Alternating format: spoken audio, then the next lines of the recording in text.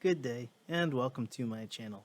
I really appreciate all the feedback I got from my first video, and for my second video, I'm going to try and keep it around the 5-minute mark.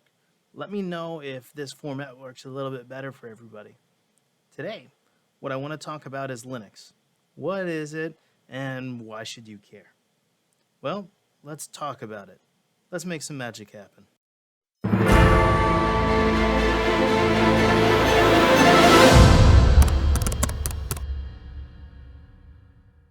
So, what is Linux?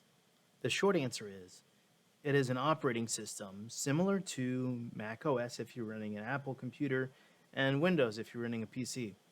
An operating system basically takes input from a user and provides an output. Simple as that. Linux differs from Mac and Windows in that it's an open source software. As per Red Hat's website, open source software is code that is designed to be publicly accessible. Anyone can see, modify, and distribute the code as they see fit. So that means that we know exactly what is happening behind the scenes with the operating system, how it manages communication between the hardware and the software. I'm not going to elaborate on that specifically in this video, but know that there isn't any mystery. And even cooler, it's totally free to download. All those things open up some very cool doors.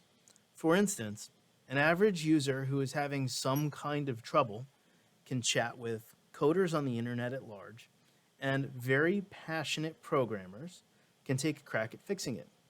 Imagine being able to take your car to a room full of mechanics to solve a weird noise you're hearing.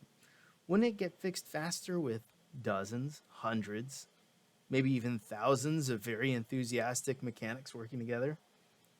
That's a very big part of the benefit to open source software like Linux. But I've heard it's difficult, I can hear you say. So, kind of. It is a lot easier than it has ever been. The joke I've heard goes like this. If operating systems were airlines, at Windows Airlines, you'd have a ton of options to choose from, many destinations, and many locations to depart from. But you might end up having mechanical problems at some point. At Apple Airlines, you have very few options. You can choose to fly to one of 3 very nice destinations, all beautiful, but take it or leave it. At Linux Airlines, you have a box of tools, and before you go anywhere, you have to assemble your seat. You even have to bring your lunch. You can go anywhere or do anything, but it's up to you. All joking aside, this is a pretty good representation of Linux, kind of. You can grab the pre-built distributions, which are gonna work great from the start, but they can all be modified to serve your specific purposes, whatever they may be. It is an extremely marketable skill to have, and everyone is using it in corporate environments because it's really stable and it's really flexible.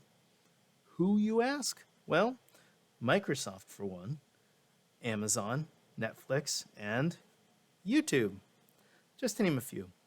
Fun fact, according to ZDNet, 96.3% of all web servers, that's servers running on the internet that host websites, are running some version of Linux as their operating system.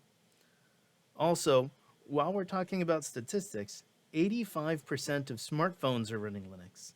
If you're running an Android phone, it's running Linux. If you want to get started learning about it, you can grab a distribution for free.